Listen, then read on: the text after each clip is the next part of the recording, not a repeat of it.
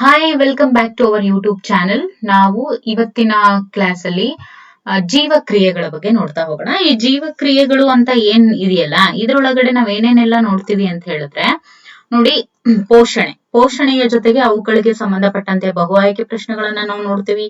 ಮತ್ತೆ ಇದೇ ಜೀವಕ್ರಿಯೆಗಳಲ್ಲಿ ಉಸಿರಾಟಕ್ಕೆ ಸಂಬಂಧಪಟ್ಟಂತೆ ನೋಡ್ತೀವಿ.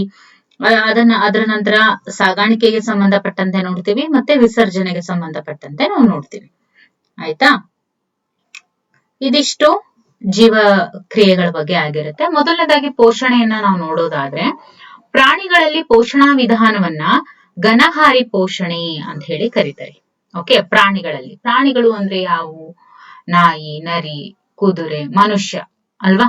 ಮನುಷ್ಯನೂ ಕೂಡ ಒಬ್ಬ ಪ್ರಾಣಿ. ಸೊ ಆ ಒಂದು ಪ್ರಾಣಿಗಳಲ್ಲಿ ಪೋಷಣಾ ವಿಧಾನ ಏನಿರುತ್ತೆ ಅದು ಘನಹಾರಿ ಪೋಷಣೆ ಆಗಿರುತ್ತೆ, ಅಂದ್ರೆ ಹೊಲೋಜೋಯಿಕ್ ಆಗಿರುತ್ತೆ ಅಂತ ನೋಡಿ. ಘನಹಾರಿ ಅಂತ ಹೇಳಿದ್ರೆ ಹೋಲೋಜೋಯಿಕ್ ಅಂತ ಹೇಳಿ ಕರೀತಾರೆ. ಸಸ್ಯಗಳಲ್ಲಿ ಪೋಷಣಾ ವಿಧಾನವನ್ನ ಸಸ್ಯ ರೀತಿ ಪೋಷಣೆ ಅಂತ ಕರೀತಾರೆ. ಅಂದ್ರೆ ಏನು?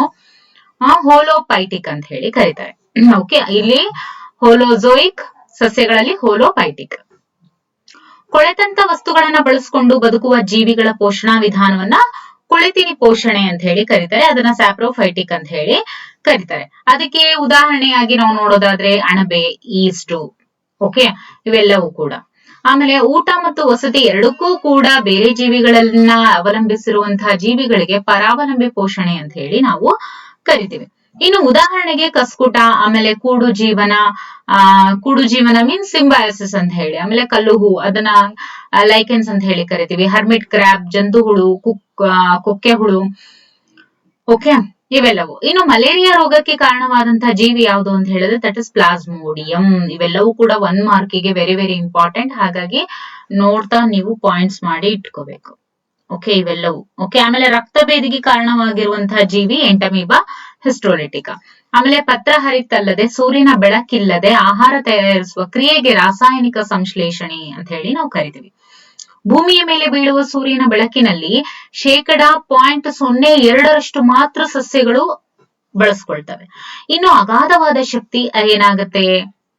ವ್ಯಯವಾಗ್ತಾ ಹೋಗುತ್ತೆ. ಸಸ್ಯಾಹಾರಿಗಳು ಉದ್ದವಾದ ಸಣ್ಣ ಕರಳನ್ನ ಹೊಂದಿರ್ತವೆ ಮತ್ತು ಬಾಚಿ ಮತ್ತು ದವಡೆ ಹಲ್ಲುಗಳನ್ನು ಕೂಡ ಒಳಗೊಂಡಿರ್ತವೆ. ಅವುಗಳು ಕೂಡ ಅದರೊಳಗಡೆ ತುಂಬಾನೇ ಚೆನ್ನಾಗಿರ್ತವೆ. ಯಾಕಂತ ಹೇಳಿದ್ರೆ ಅವುಗಳಲ್ಲಿ ಜೀರ್ಣಕ್ರಿಯೆ ಹೆಚ್ಚು ಕಾಲ ನಡೀತಾ ಇರುತ್ತೆ, ಅದಕ್ಕೋಸ್ಕರ. ಇನ್ನು ಮಾಂಸಾಹಾರಿಗಳು ಏನಿರ್ತವೆ ಅವು ಗಿಡ್ಡದಾದ ಸಣ್ಣ ಕರಳನ್ನ ಒಳಗೊಂಡಿರ್ತವೆ ಮಾಂಸಾಹಾರಿಗಳು. ಆಯ್ತಾ? ಕೋರೆ ಹಲ್ಲುಗಳು ಅದರಲ್ಲಿ ತುಂಬಾನೇ ಸದೃಢವಾಗಿರ್ತವೆ.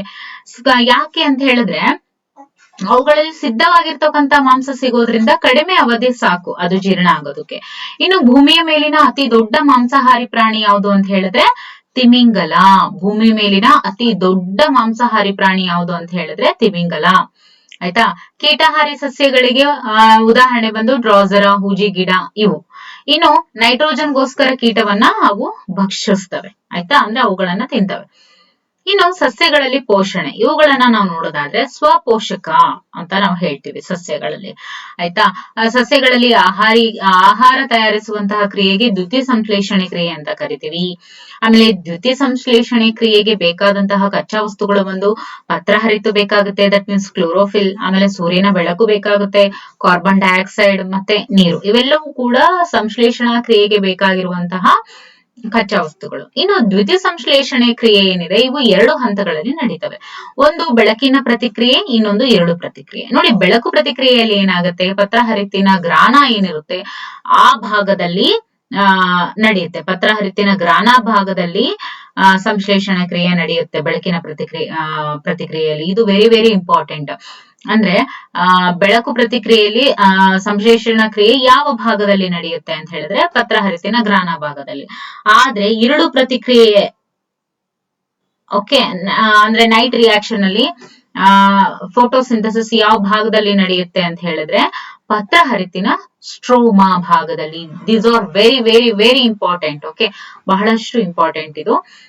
ಇದ್ರಲ್ಲೇನೆ ಕನ್ಫ್ಯೂಸ್ ಆಗೋದು. ಓಕೆ, ಲೈಟ್ ರಿಯಾಕ್ಷನ್ಸ್ ಫೋಟೋಸಿಂಥಸಿಸ್ ಎಲ್ಲಿ ನಡೆಯುತ್ತೆ ಅಂತ ಹೇಳಿದ್ರೆ ಫೋಟೋಸಿಂಥಸಿಸ್ ಲೈಟ್ ರಿಯಾಕ್ಷನ್ ಅಲ್ಲಿ ಗ್ರಾನ ಭಾಗದಲ್ಲಿ ನಡೆಯುತ್ತೆ. ಓಕೆ, ಕ್ಲೋರೋಫಿಲ್ ಅಂದ್ರೆ ಪತ್ರಹರಿತು ಅಂತ ಏನ್ ಕರಿತೀವಿ ಅದರಲ್ಲಿ ಗ್ರಾನ ಪಾರ್ಟ್ ಅಲ್ಲಿ ನಡೆಯುತ್ತೆ.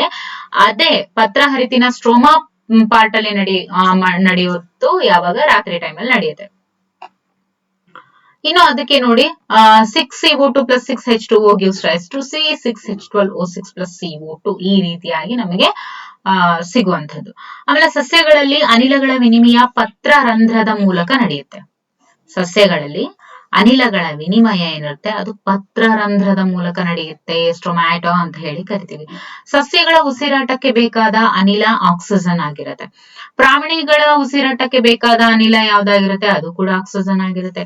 ಸೊ ಮಾನವನಲ್ಲಿ ಪೋಷಣೆ, ಸೇವನೆ, ಜೀರ್ಣಕ್ರಿಯೆ, ದೇಹಗತ ವಿಸರ್ಜನೆ ಇವೆಲ್ಲವೂ ಕೂಡ ಒಳಗೊಂಡಿರುತ್ತೆ. ಇನ್ನು ಬಾಯಿಯ ಜೊಲ್ಲು ರಸದಲ್ಲಿರುವಂತಹ ಕಿಣ್ವ ಯಾವುದು ಅಂತ ಹೇಳಿದ್ರೆ ಅಮೈಲೇಸ್ ಅಂತ ಹೇಳಿ ಕರಿತೀವಿ. ಪಿಷ್ಟವನ್ನ ಅದು ಮಾಲ್ಟೋಸ್ ಆಗಿ ಪರಿವರ್ತಿಸುತ್ತೆ. ಯಾವುದು? ಅಮೈಲೇಸ್. ಪಿಷ್ಟವನ್ನ ಮಾಲ್ಟೋಸ್ ಆಗಿ ಪರಿವರ್ತಿಸುವ ಕಿಣ್ವ ಯಾವುದು ಅಂತ ಕೇಳ್ತಾರೆ, ಅದು ಅಮೈಲೇಸ್. ಆಯ್ತಾ? ಹಲ್ಲುಗಳು, ಬಾಚಿ ಹಲ್ಲು ಹಲ್ಲುಗಳು ಅಂದ್ರೆ ಬಾಚಿ ಹಲ್ಲನ್ನ ಕತ್ತರಿಸೋದಕ್ಕೆ ಉಪಯೋಗಿಸಿದ್ರೆ ಕೋರೆ ಹಲ್ಲನ್ನ ಸಿಗಿಯೋದಕ್ಕೆ, ಆಮೇಲೆ ದವಡೆ ಹಲ್ಲನ್ನ ಅಗಿಯೋದಕ್ಕೆ ಇದು ಸಹಾಯಕ ಆಗಿದೆ. ಆಮೇಲೆ ಆಹಾರ ಸೇವಿಸುವಾಗ, ಶ್ವಾಸನಾಳವನ್ನ ಉಸಿರಾಡುವಾಗ ಅನ್ನನಾಳ ಮುಚ್ಚಲು ಇರುವ ಅಂಗ ಯಾವುದು ಅಂತ ಹೇಳಿದ್ರೆ ಎಪಿಗ್ಲಾಟಸ್ ಅಂತ ಹೇಳ್ತೀವಿ. ಕಿರುನಾಲಿಗೆ ಎಲ್ಲರೂ ಕೂಡ ನೋಡ್ಕೋಬಹುದು, ಕಿರುನಾಲ್ಗೆ.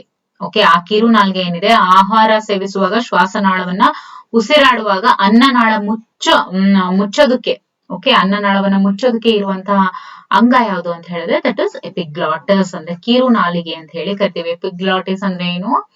ಕಿರುನಾಲಿಗೆ. ಇನ್ನು ಜಠರದಲ್ಲಿ ಉತ್ಪತ್ತಿಯಾಗುವ ಆಮ್ಲ ದುರ್ಬಲ ಹೈಡ್ರೋಕ್ಲೋರಿಕ್ ಆಮ್ಲ ಆಗಿರುತ್ತೆ. ಯಾಕೆ? ಅದೇನಾದ್ರೂ ಕಾನ್ಸಂಟ್ರೇಟೆಡ್ ಆಗಿದ್ರೆ ಮನುಷ್ಯ ಇರ್ತಾನೆ ಇದ್ದಿದ್ದಿಲ್ಲ, ಅದಕ್ಕೆ. ಆಯ್ತಾ? ಹಾಗಾಗಿ ಅದು ದುರ್ಬಲ ಹೈಡ್ರೋಕ್ಲೋರಿಕ್ ಆಮ್ಲ ಆಗಿರುತ್ತೆ. ಇದು ಆಹಾರದಲ್ಲಿನ ಸೂಕ್ಷ್ಮಾಣುಗಳನ್ನ ನಾಶಗೊಳಿಸೋದಕ್ಕೆ ಸಹಾಯ ಮಾಡುತ್ತೆ. ಆಮೇಲೆ ಜಠರದಲ್ಲಿ ಉತ್ಪತ್ತಿ ಆಗ್ತಕ್ಕಂಥ ಕಿಣ್ವಗಳು ಪೆಪ್ಸಿನ್ ಮತ್ತು ರೆನಿನ್ ಆಗಿರ್ತವೆ. ಆಯ್ತಾ? ಈ ಪೆಪ್ಸಿನ್ ಮತ್ತು ರೆನಿನ್ ಏನಿರುತ್ತೆ ಇವು ಹಾಲನ್ನ ಮೊಸರನ್ನ ಆಗಿಸ್ತವೆ. ಆಮೇಲೆ ಪರಿಪೂರ್ಣವಾದಂತಹ ಜೀರ್ಣಕ್ರಿಯೆ ನಡೆಯುವಂತಹ ಭಾಗ ಸಣ್ಣ ಕರಳು. ನೋಡಿ, ಪರಿಪೂರ್ಣವಾಗಿ ಜೀರ್ಣಕ್ರಿಯೆ ನಡೆಯುವಂತಹ ಭಾಗ ಯಾವುದು? ಸಣ್ಣ ಕರಳು. ಸಣ್ಣ ಕರಳು ಮತ್ತು ದೊಡ್ಡ ಕರಳು ಸೇರುವ ಭಾಗದಲ್ಲಿ ಯಾವ ಅಂಗ ಇರುತ್ತೆ? ದಟ್ ಇಸ್ ಅಪೆಂಡಿಕ್ಸ್ ಅಂತ ಕರಿತೀವಿ. ಇನ್ನು ಸುಕ್ರೋಸನ ವಿಭಜಿಸುವ ಕಿಣ್ವ ಯಾವುದು? ಸುಕ್ರೇಸ್. ಓಕೆ, ಸುಕ್ರೋಸನ ವಿಭಜಿಸುವಂತಹ ಕಿಣ್ವ ಸುಕ್ರೇಸ್. ಆಮೇಲೆ ಲ್ಯಾಕ್ಟೋಸ್ ವಿಭಜಿಸುವ ಕಿಣ್ವ ಲ್ಯಾಕ್ಟೇಸ್. ಮಾಲ್ಟೋಸ್ ವಿಭಜಿಸುವ ಕಿಣ್ವ ಮಾಲ್ಟೇಸ್. ಓಕೆ, ಇನ್ನು ಇದಕ್ಕೆ ಸಂಬಂಧಪಟ್ಟಂತೆ ಕೆಲವೊಂದಿಷ್ಟು ಬಹು ಆಯ್ಕೆ ಪ್ರಶ್ನೆಗಳನ್ನ ನೋಡೋದಾದ್ರೆ, ಮಾನವನ ಜೊಲ್ಲು ರಸದಲ್ಲಿರುವ ಕಿಣ್ವ ಯಾವುದು? Yes, right, exactly. ಯಾವುದು? ಅಮೈಲೇಸ್. ಮಾನವ ಜಠರ ರಸದಲ್ಲಿ ಇರುವಂತಹ ಆಮ್ಲ ದುರ್ಬಲ ಹೈಡ್ರೋಕ್ಲೋರಿಕ್ ಆಮ್ಲ. Very good. ನೆಕ್ಸ್ಟ್, ಮಾನವ ಜೀರ್ಣಾಂಗ ವ್ಯೂಹದಲ್ಲಿ ಅತಿ ಹೆಚ್ಚು ಜೀರ್ಣಕ್ರಿಯೆ ನಡೆಯುವ ಭಾಗ ಯಾವುದು? ದಟ್ ಇಸ್ ಸಣ್ಣ ಕರಳು. ಸ್ವಪೋಷಕ ಪೋಷಣಾ ವಿಧಾನದ ಅವಶ್ಯಕತೆಗಳು ಅಂತ ಹೇಳಿದ್ರೆ ಕಾರ್ಬನ್ ಡೈಆಕ್ಸೈಡ್ ಮತ್ತೆ ನೀರು, ಕ್ಲೋರೋಫಿಲ್, ಸೌರ ಬೆಳಕು ಇವೆಲ್ಲವೂ ಕೂಡ ಅತ್ಯವಶ್ಯಕ. ಹಾಗಾಗಿ ಮೇಲಿನ ಎಲ್ಲವೂ ಕೂಡ ಅವಶ್ಯಕತೆಗಳು ಇದಾವೆ. ಅದಾದ ನಂತರ ಇವುಗಳಲ್ಲಿ ಕೀಟಹಾರಿ ಸಸ್ಯ ಯಾವುದು? Yes, very good, drosera. ಇವು ಕೂಡು ಜೀವನಕ್ಕೆ ಉದಾಹರಣೆ. ಯಾವುದು? ಕಲ್ಲುಹೂ. ಸಸ್ಯಗಳಲ್ಲಿ ದ್ಯುತಿ ಸಂಶ್ಲೇಷಣಾ ಕ್ರಿಯೆಯ ಎರಡು ಪ್ರತಿಕ್ರಿಯೆ ಪತ್ರ ಹರಿತಿನ ಯಾವ ಭಾಗದಲ್ಲಿ ನಡೆಯುತ್ತೆ? ನೋಡಿ, ಒಂದ್ಸಲ ಹಿಂದಕ್ಕೆ ಹೋಗಿ. ಬೆಳಗ್ಗೆ ನಡೆಯುವಂಥದ್ದು ಗ್ರಾನ. ಹಾಗಾದ್ರೆ ರಾತ್ರಿ ನಡೆಯುವಂಥದ್ದು ಎಲ್ಲಿ? Yes, stroma. ಮಾನವನ ಜೀರ್ಣಾಂಗ ವ್ಯೂಹದಲ್ಲಿ ಪೆಪ್ಸಿನ್ ಮತ್ತು ರೆನಿನ್ ಎಂಬ ಕಿಣ್ವಗಳು ಈ ಭಾಗದಲ್ಲಿ ಉತ್ಪತ್ತಿಯಾಗುತ್ತೆ. ಯಾವುದು? ಜಠರದಲ್ಲಿ ಉತ್ಪತ್ತಿಯಾಗುತ್ತೆ ಪೆಪ್ಸಿನ್ ಮತ್ತು ರೆನಿನ್. ದೊಡ್ಡ ಕರಳು ಮತ್ತು ಸಣ್ಣ ಕರಳು ಸೇರುವ ಭಾಗದಲ್ಲಿ ಕಂಡು ಬರುವಂತಹ ಸಣ್ಣ ಅಂಗ ಯಾವುದು ಅಂತ ಹೇಳಿದ್ರೆ ಅಪೆಂಡಿಕ್ಸ್. ಇವುಗಳಲ್ಲಿ ಯಾವುದು ಪರಾವಲಂಬಿ ಜೀವಿ ಅಲ್ಲ?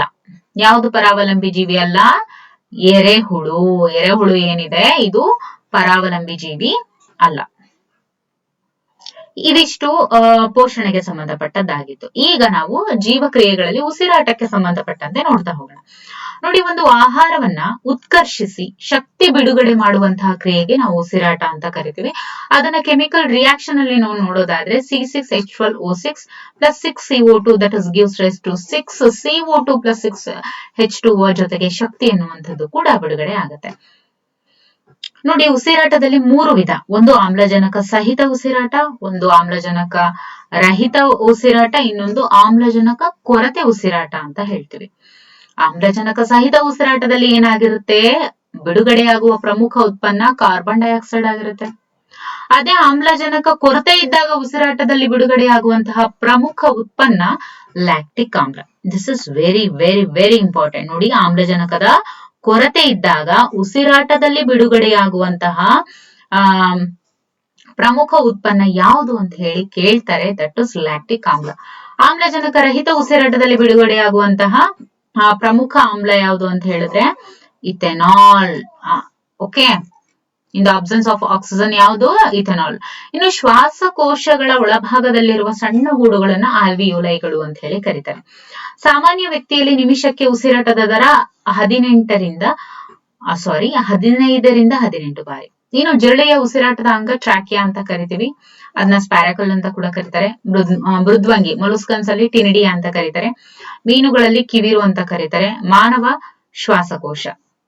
ಮಾನವನಲ್ಲಿ ಉಸಿರಾಟದ ಅಂಗ ಶ್ವಾಸಕೋಶ ಅಂತ ಕರಿತೀವಿ. ಅದೇ ಉಭಯವಾಸಿಗಳಲ್ಲಿ ಒದ್ದೆ ಚರ್ಮವನ್ನ ಕಿವಿರು, ಇವು ಶ್ವಾಸಕೋಶ ಅಂತ ಕರಿತೀವಿ. ಓಕೆ, ಇನ್ನು ಇವುಗಳಿಗೆ ಸಂಬಂಧಪಟ್ಟಂತೆ ಬಹು ಆಯ್ಕೆ ಪ್ರಶ್ನೆಗಳನ್ನ ನಾವು ನೋಡ್ತಾ ಹೋಗೋದಾದ್ರೆ, ಆಮ್ಲಜನಕ ಸಹಿತ ಉಸಿರಾಟದಲ್ಲಿ ಬಿಡುಗಡೆಯಾಗುವ ಪ್ರಮುಖ ಉತ್ಪನ್ನ ಕಾರ್ಬನ್ ಡೈಆಕ್ಸೈಡ್. ಆಮ್ಲಜನಕ ಕೊರತೆ ಇದ್ದಾಗ ಉಸಿರಾಟದಲ್ಲಿ ಬಿಡುಗಡೆಯಾಗುವಂತಹ ಪ್ರಮುಖ ಉತ್ಪನ್ನ ಯಾವುದು? ಲ್ಯಾಕ್ಟಿಕ್ ಆಮ್ಲ. ಮೃದ್ವಂಗಿಗಳಲ್ಲಿ ಉಸಿರಾಟದ ಅಂಗ ctenidia. This is very important. ಗಾಳಿಯಲ್ಲಿರುವ ಆಕ್ಸಿಜನ್ ಆಲ್ವಿಯೋಲೈಗಳಿಂದ ರಕ್ತಕ್ಕೆ ಈ ಕ್ರಿಯೆಯ ಮೂಲಕ ಸೇರುತ್ತದೆ. ಯಾವ ಕ್ರಿಯೆಯ ಮೂಲಕ? ವಿಸರಣೆಯ ಮೂಲಕ ಸೇರುತ್ತೆ. ಅನ್ನನಾಳ ಮತ್ತು ಶ್ವಾಸನಾಳ ಇವೆರಡನ್ನೂ ಮುಚ್ಚಿ ತೆರೆಯಲು ಸಹಾಯವಾಗುವ ಅಂಗ ಯಾವುದು? ದಟ್ ಇಸ್ ಕಿರುನಾಲಿಗೆ. ಯಾವುದದು? ಎಪಿಗ್ಲಾಟಿಸ್.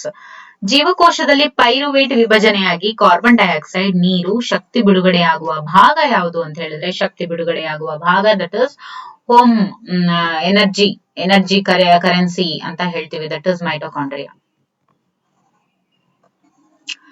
ಸಸ್ಯಗಳಲ್ಲಿ ಅನಿಲಗಳ ವಿನಿಮಯ ನಡೆಯುವ ಭಾಗ ಯಾವುದು ಅಂತ ಹೇಳಿದ್ರೆ ಪತ್ರರಂಧ್ರ. ದ್ವಿತೀಯ ಸಂಶ್ಲೇಷಣಾ ಕ್ರಿಯೆಯಲ್ಲಿ ಉತ್ಪತ್ತಿಯಾಗುವ ತ್ಯಾಜ್ಯ ಯಾವುದು? ಆಕ್ಸಿಜನ್. ದ್ವಿತೀಯ ಸಂಶ್ಲೇಷಣೆ ಅಂದ್ರೆ ಯಾವ ಪ್ರಾಡಕ್ಟ್ ಉತ್ಪತ್ತಿಯಾಗುವಂತಹ ತ್ಯಾಜ್ಯ ಯಾವುದು? That is oxygen. ಆಯ್ತಾ? ಮೀನು ತನ್ನ ಉಸಿರಾಟಕ್ಕೆ ಬಳಸಿಕೊಳ್ಳುವಂತಹ ಆಕ್ಸಿಜನ್, ಮೀನು ಏನಿರುತ್ತೆ ಅದು ತನ್ನ ಉಸಿರಾಟಕ್ಕೆ ಬಳಸಿಕೊಳ್ಳುವಂತಹ ಆಕ್ಸಿಜನ್ ನೀರಿನಲ್ಲಿ ಕರಗಿರುವಂತಹ ಆಕ್ಸಿಜನ್ ಅದು ಬಳಸಿಕೊಳ್ಳುತ್ತೆ. ಆಮೇಲೆ ಮಾನವನಲ್ಲಿ ಆಕ್ಸಿಜನ್ ಸಾಗಾಣಿಕೆಯಲ್ಲಿ ಪ್ರಮುಖವಾಗಿ ಬೇಕಾದ ರಕ್ತ ಕಣ ಯಾವುದು? ದಟ್ ಇಸ್ ಕೆಂಪು ರಕ್ತ ಕಣ. ಈಗ ಉಸಿರಾಟದ ಒಂದು ಕ್ರಿಯೆಯ ಬಗ್ಗೆ ನಾವು ನೋಡಿದ್ವಿ ಜೀವಕ್ರಿಯೆಗಳಲ್ಲಿ. ಈಗ ಸಾಗಾಣಿಕೆ ಬಗ್ಗೆ ನಾವು ನೋಡ್ತಾ ಹೋಗೋಣ. ಪ್ರಾಣಿಗಳಲ್ಲಿ ಯಾವ ರೀತಿ ಸಾಗಾಣಿಕೆ, ಆಮೇಲೆ ಸಸ್ಯಗಳಲ್ಲಿ ಸಾಗಾಣಿಕೆ ಯಾವ ರೀತಿ ನಡೆಯುತ್ತೆ ಅಂತ ಹೇಳಿ. ಸಸ್ಯಗಳಲ್ಲಿ ಸಾಗಾಣಿಕೆಯನ್ನ ನಾವು ನೋಡ್ತಾ ಹೋದಾಗ ಆಹಾರ ವಾಹಕ ಅಂಗಾಂಶ ಫ್ಲೋಯಂ ಆಗಿರುತ್ತೆ. ಆಯ್ತಾ? ಆಹಾರ ಸಾಗಾಣಿಕೆ ಕ್ರಿಯೆಯ ವಿಧಾನ ಮತ್ತೆ ವಸ್ತು ಸ್ಥಾನಾಂತರಣ ವಿಧಾನ, ಜಲವಾಹಕ ಅಂಗಾಂಶ. ನೋಡಿ, ಇಲ್ಲಿ ಆಹಾರ ವಾಹಕ ಅಂಗಾಂಶ ಫ್ಲೋಯಂ ಆಗಿರುತ್ತೆ, ಆದ್ರೆ ಜಲವಾಹಕ ಅಂಗಾಂಶ ಜೈಲಂ ಆಗಿರುತ್ತೆ. ಇದು ಬೇರಿನಿಂದ ಹೀರಲ್ಪಟ್ಟ ನೀರು ಮತ್ತು ಖನಿಜ ಲವಣಾಂಶ ಇದನ್ನ ಅದು ವಾಹಕ ಅಂದ್ರೆ ಇವುಗಳ ಕೆಲಸಕ್ಕೆ ಅದು ಕೆಲಸ ಮಾಡುತ್ತೆ. ಆಮೇಲೆ ಗುರುತ್ವಾಕರ್ಷಣೆಗೆ ವಿರುದ್ಧವಾಗಿ ಸಾಗಿಸೋದಕ್ಕೆ ಸಹಾಯ ಮಾಡುವಂತಹ ಶಕ್ತಿ ಮತ್ತೆ ಬಾಷ್ಪ ವಿಸರ್ಜನಾ ಸೆಳೆತ ಕೂಡ ಈ ಒಂದು ಜೈಲಂಗೆ ಇರುವಂತದನ್ನ ನಾವು ನೋಡ್ಬೋದು. ನೋಡಿ, ಇದೆಲ್ಲ ಏನಿರುತ್ತೆ ಇವುಗಳನ್ನ ನಾವು ಹೆಚ್ಚಿನದಾಗಿ ಇನ್ನು ಬರುವಂತಹ ವಿಡಿಯೋಸ್ ಅಲ್ಲಿ ನೀವು ನೋಡ್ತಾ ಹೋಗ್ತೀರಾ. ಆಯ್ತಾ? ಪ್ರಾಣಿಗಳಲ್ಲಿ ಸಾಗಾಣಿಕೆ. ಮೀನುಗಳಲ್ಲಿ ಹೃದಯ ಕೋಣೆಗಳ ಸಂಖ್ಯೆ ಎಷ್ಟು? 2. ನೋಡಿ, ಮೀನುಗಳಲ್ಲಿ ಹೃದಯದ ಕೋಣೆಗಳ ಸಂಖ್ಯೆ ಎಷ್ಟು? 2. ಉಭಯವಾಸಿಗಳಲ್ಲಿ ಹೃದಯ ಕೋಣೆಗಳ ಸಂಖ್ಯೆ 3. ನೋಡಿ, ಉಭಯವಾಸಿಗಳಲ್ಲಿ 3, ಮೀನುಗಳಲ್ಲಿ 2, ಸರೀಸೃಪಗಳಲ್ಲಿ ಹೃದಯದ ಕೋಣೆಗಳ ಸಂಖ್ಯೆ 3. ಸರೀಸೃಪಗಳಲ್ಲಿ ಮತ್ತೆ ಉಭಯವಾಸಿಗಳಲ್ಲಿ ಕೂಡ ಸೇಮ್. ಆದ್ರೆ ಅವುಗಳಲ್ಲಿ ಕೆಲವೊಂದು ಎಕ್ಸೆಪ್ಷನ್ ಯಾವುದು ಅಂತ ಹೇಳಿದ್ರೆ ಮೊಸಳೆಗಳಲ್ಲಿ, ಅಂದ್ರೆ ಮೊಸಳೆಯಲ್ಲಿ 4 ಇರುತ್ತೆ. ಪಕ್ಷಿ ಮತ್ತು ಸ್ತನಿಗಳಲ್ಲಿ ಹೃದಯದ ಕೋಣೆಗಳ ಸಂಖ್ಯೆ 4 ಇರುತ್ತೆ. ಹೃದಯದ ಕೋಣೆಗಳ ಸಂಖ್ಯೆ 4 ಇರುತ್ತೆ. ಮನುಷ್ಯನನ್ನ ಇನ್ಕ್ಲೂಡಿಂಗ್ ಮನುಷ್ಯ, ಪಕ್ಷಿ ಮತ್ತು ಸ್ತನಿಗಳಲ್ಲಿ ಹೃದಯದ ಕೋಣೆಗಳ ಸಂಖ್ಯೆ 4 ಇರುತ್ತೆ. ಇನ್ನು ರಕ್ತನಾಳಗಳ ವಿಧಗಳನ್ನ ನಾವು ನೋಡ್ತಾ ಹೋದ್ರೆ ಮಹಾ ಅಪಧಮನಿ ಅಂತ ಕರಿತೀವಿ. ಅಂದ್ರೆ ದಪ್ಪ ಭಿತ್ತಿಯನ್ನ ಒಳಗೊಂಡಿರುತ್ತೆ. ಮಹಾ ಅಪಧಮನಿ ಏನಿರುತ್ತೆ, ದಪ್ಪ ಭಿತ್ತಿ ಅಂದ್ರೆ ವಾಲ್ ಏನಿರುತ್ತೆ ಅದು ತುಂಬಾ ಥಿಕ್ ಆಗಿರುತ್ತೆ. ಇದು ಶುದ್ಧ ರಕ್ತವನ್ನ ಹೃದಯದ ಎಲ್ಲಾ ಭಾಗಗಳಿಗೂ ಕೂಡ ಸಾಗಿಸ್ತಾ ಹೋಗುತ್ತೆ. ಶುದ್ಧ ರಕ್ತವನ್ನ ಹೃದಯದಿಂದ ದೇಹದ ಎಲ್ಲಾ ಭಾಗಗಳಿಗೂ ಕೂಡ ಶುದ್ಧ ರಕ್ತವನ್ನ ಅದು ಸಾಗಿಸುತ್ತೆ. ಇನ್ನು ಪುಷ್ಪಸಕ ಅಪಧಮನಿ ಅಂತ ಕರಿತೀವಿ. ಅಂದ್ರೆ ತೆಳು ಭಿತ್ತಿಯನ್ನ ಇದು ಒಳಗೊಂಡಿರುತ್ತೆ. ಅಶುದ್ಧ ರಕ್ತವನ್ನ ಹೃದಯದಿಂದ ಶ್ವಾಸಕೋಶಕ್ಕೆ ಸಾಗಿಸುತ್ತೆ. ಹೃದಯದಿಂದ ಶ್ವಾಸಕೋಶಕ್ಕೆ ಅದು ಅಶುದ್ಧ ರಕ್ತವನ್ನ ಸಾಗಿಸ್ತಾ ಹೋಗುತ್ತೆ. ಪುಷ್ಪಸಕ ಅಭಿಧಮನಿ ಏನಿರುತ್ತೆ ಇದು ಶುದ್ಧ ರಕ್ತವನ್ನ ಶ್ವಾಸಕೋಶದಿಂದ ಹೃದಯಕ್ಕೆ ಸಾಗಿಸುತ್ತೆ. ಉಚ್ಚ ಮತ್ತು ನೀಚ ಮಲಿನ ರಕ್ತನಾಳ ಏನಿರುತ್ತೆ ಆ ಶುದ್ಧ ರಕ್ತವನ್ನ ದೇಹದ ಎಲ್ಲಾ ಭಾಗದಿಂದ ಹೃದಯಕ್ಕೆ ಸಾಗಿಸುತ್ತೆ. ಇನ್ನು ಲೋಮನಾಳಗಳು ಏನಿರ್ತವೆ ಅವು ಅಪಧಮನಿ ಮತ್ತು ಅಭಿಧಮನಿಗಳನ್ನ ಸೇರ್ತವೆ. ಹೃದಯದ ಕೋಣೆಗಳು ಬಂದು ಮೇಲ್ಭಾಗದ ಕೋಣೆಗಳು ಅಂತ ನಾವು ಕರಿತೀವಿ, ಅದನ್ನ ಹೃತ್ಕರ್ಣ ನೋಡಿ, ಸಂಗ್ರಾಹಕ ಕೋಣೆಗಳಾಗಿ ಅವು ಕೆಲಸ ಮಾಡ್ತವೆ. ಇನ್ನು ಕೆಳಭಾಗದ ಕೋಣೆಗಳು ಹೃತ್ಕೃಕ್ಷಿ ಅಂತ ಹೇಳಿ ಕರಿತೀವಿ, ಇವು ಒತ್ತುವ ಕೋಣೆಗಳಾಗಿ ಕೆಲಸ ಮಾಡ್ತವೆ. ಇನ್ನು ಎಡಭಾಗದ ಕೋಣೆಗಳು ಶುದ್ಧ ರಕ್ತವನ್ನ ಒಳಗೊಂಡಿದ್ರೆ ಬಲಭಾಗದ ಕೋಣೆಗಳು ಅಶುದ್ಧ ರಕ್ತವನ್ನ ಒಳಗೊಂಡಿರುತ್ತೆ. ಓಕೆ, ಹಾಗಾದ್ರೆ ಲೆಫ್ಟ್ ಆರಿಕಲ್ ಏನಿರುತ್ತೆ ಅದು ಶುದ್ಧ ರಕ್ತವನ್ನ ಒಳಗೊಂಡಿರುತ್ತೆ, ಆಯ್ತಾ. ರೈಟ್ ಆರಿಕಲ್ ಏನಿದೆ ಅದು ಅಶುದ್ಧ ರಕ್ತವನ್ನ ಒಳಗೊಂಡಿರುತ್ತೆ. ಇನ್ನು ರಕ್ತದ ಘಟಕಗಳನ್ನ ನಾವು ನೋಡ್ತಾ ಹೋದ್ರೆ ಪ್ಲಾಸ್ಮಾ ಅಂತ ಕರಿತೀವಿ. ಪ್ಲಾಸ್ಮಾ ಏನು? ದ್ರವ ರೂಪದ ವಸ್ತು ಆಗಿರುತ್ತೆ. 90 ಭಾಗ ನೀರಿನಿಂದ ಕೂಡಿರುತ್ತೆ. ಆಮೇಲೆ ಫೈಬ್ರಿನೋಜನ್ ಅನ್ನುವಂತಹ ಪ್ರೋಟೀನ್ ಅದ್ರೊಳಗಡೆ ಇರುತ್ತೆ. ದಿಸ್ ಇಸ್ ವೆರಿ ಇಂಪಾರ್ಟೆಂಟ್, ಆಯ್ತಾ. ಯಾವ ಪ್ರೋಟೀನ್ ಇರುತ್ತೆ ರಕ್ತದ ಘಟಕದಲ್ಲಿ ನೋಡಿ, ಫೈಬ್ರಿನೋಜಿನ್ ಇರುತ್ತೆ, ಫೈಬ್ರಿನೋಜನ್ ಅಂತ ಕೂಡ ಕರಿತೀವಿ. ಇದು ರಕ್ತ ಹೆಪ್ಪುಗಟ್ಟೋದಕ್ಕೆ ಸಹಾಯಕ ಆಗುತ್ತೆ. ಆಮೇಲೆ ಕೆಂಪು ರಕ್ತ ಕಣಗಳನ್ನ ಈ ಒಂದು ಅಂದ್ರೆ ಕೆಂಪು ರಕ್ತ ಕಣ ಕೂಡ ರಕ್ತದ ಒಂದು ಘಟಕ. ಇಲ್ಲಿ ಏನಾಗುತ್ತೆ, ಕೆಂಪು ಬಣ್ಣಕ್ಕೆ ಕಾರಣ ಹಿಮೋಗ್ಲೋಬಿನ್. ಇದು ಆಕ್ಸಿಜನ್ ಮತ್ತು ಕಾರ್ಬನ್ ಡೈಆಕ್ಸೈಡ್ ಸಾಗಿಸುವಂತಹ ಕಾರ್ಯ ಮಾಡುತ್ತೆ. 1 ml ರಕ್ತದಲ್ಲಿ 3 ಮಿಲಿಯನ್ ಗಿಂತ ಹೆಚ್ಚು ರಕ್ತ ಕಣಗಳು ಇರ್ತವೆ ನೋಡಿ. ಕೇವಲ 1 ml ಬ್ಲಡ್ ಅಲ್ಲಿ ಮಿಲಿಯನ್ ಗಿಂತಲೂ ಹೆಚ್ಚು ರಕ್ತ ಕಣಗಳನ್ನ ನಾವು ನೋಡ್ಬೋದು. ಇನ್ನು ಬಿಳಿ ರಕ್ತ ಕಣ ಏನಿರುತ್ತೆ ಅದು ರೋಗ ನಿರೋಧಕ ಶಕ್ತಿಯನ್ನ ನೀಡುತ್ತೆ ಮನುಷ್ಯನಿಗೆ. ಬಿಳಿ ರಕ್ತ ಕಣ ಏನಿರುತ್ತೆ ರೋಗ ನಿರೋಧಕ ಶಕ್ತಿಯನ್ನ ನೀಡುತ್ತೆ. 1 ml ರಕ್ತದಲ್ಲಿ 4300 ರಿಂದ 10,800 ಬಿಳಿ ರಕ್ತ ಕಣಗಳು ಇರುತ್ತೆ. ಓಕೆ, ಕಿರುತಟ್ಟೆಗಳು ಅಂತ ಹೇಳ್ತೀವಿ. ಅವು ರಕ್ತ ಹೆಪ್ಪುಗಟ್ಟೋದಕ್ಕೆ ಸಹಾಯ ಮಾಡ್ತವೆ. ಅವು 1 ml ನಲ್ಲಿ ಎಷ್ಟಿರುತ್ತೆ ಅಂತ ಹೇಳಿದ್ರೆ 1.5 ಲಕ್ಷದಿಂದ 4.5 ಲಕ್ಷ ಕಿರುತಟ್ಟೆಗಳು 1 ml ರಕ್ತದಲ್ಲಿ ನಾವು ನೋಡಬಹುದು. ಆಮೇಲೆ ಹೃದಯದ ಸ್ನಾಯುಗಳಿಗೆ ಶುದ್ಧ ರಕ್ತ ಸರಬರಾಜು ಮಾಡುವ ರಕ್ತನಾಳ ಕರೋನರಿ ಅಪಧಮನಿ ಅಂತ ಕರಿತೀವಿ. ಆಮೇಲೆ ಹೃದಯ ಬಡಿತ ಮತ್ತು ನಾಡಿ ಮಿಡಿತ ಒಂದೇ ಆಗಿರುತ್ತೆ. ರಕ್ತದ ಒತ್ತಡ ಅಳೆಯುವಂತಹ ಸಾಧನ ಸ್ಪಿಗ್ಮೋಮ್ಯಾನೋಮೀಟರ್ ಅಂತ ಕರಿತೀವಿ.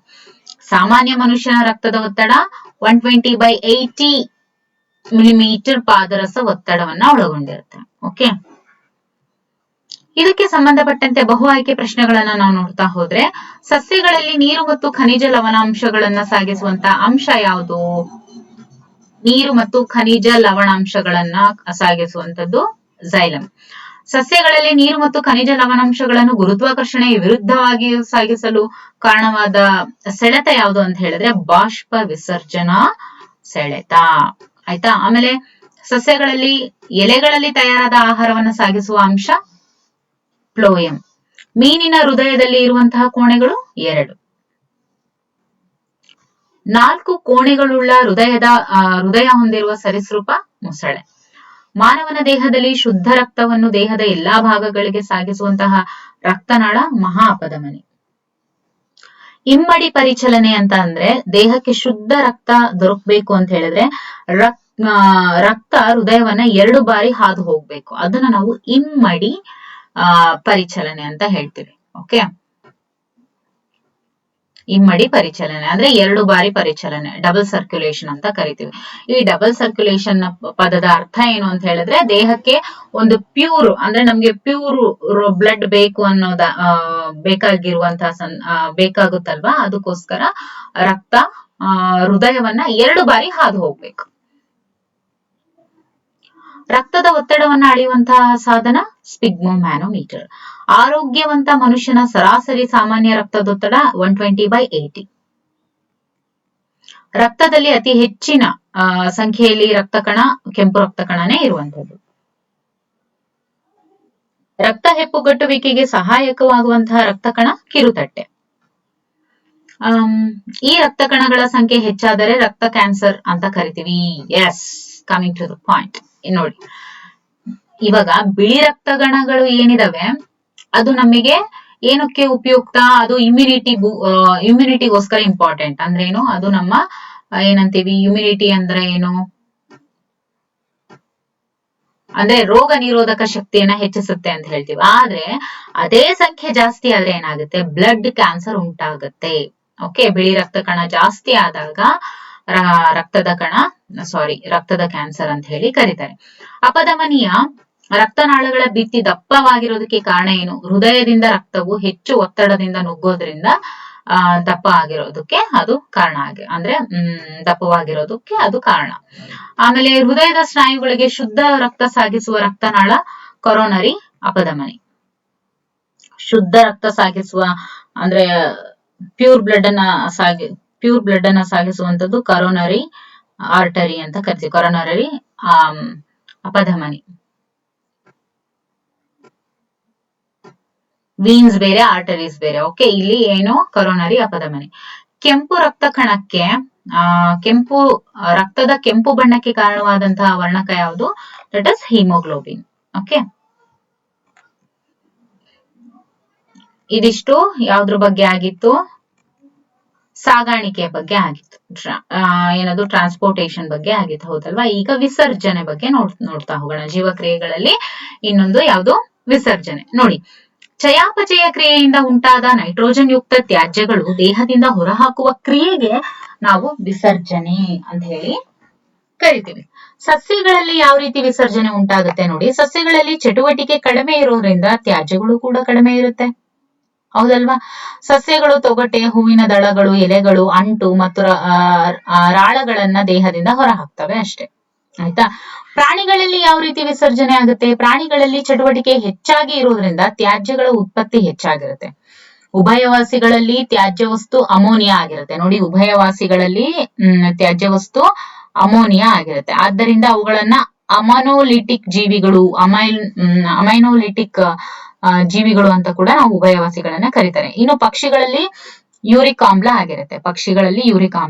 ಆದ್ದರಿಂದ ಅವುಗಳನ್ನ ಯೂರಿಕೋಟೆಲಿಕ್ ಜೀವಿಗಳು ಅಂತ ಹೇಳಿ ಕರೀತಾರೆ. ಇನ್ನು ಸ್ತನಿಗಳು ತ್ಯಾಜ್ಯ ವಸ್ತು ಯೂರಿಯಾ ಆಗಿರುತ್ತೆ, ಆದ್ರಿಂದ ಅವುಗಳನ್ನು ಯೂರಿಯೋಟೆಲಿಕ್ ಅಂತ ಹೇಳಿ ಕರೀತಾರೆ, ಆಯ್ತಾ?